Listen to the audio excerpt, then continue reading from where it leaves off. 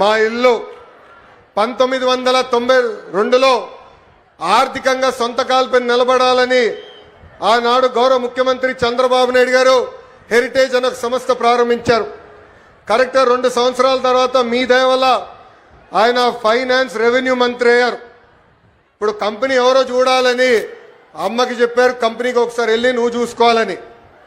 మా అమ్మ ఎప్పుడు కంపెనీకి వెళ్ళా, కంపెనీ ఎలా రివ్యూ చేయాలో తెలియదు. ఆయన బలవంతం చేశారు.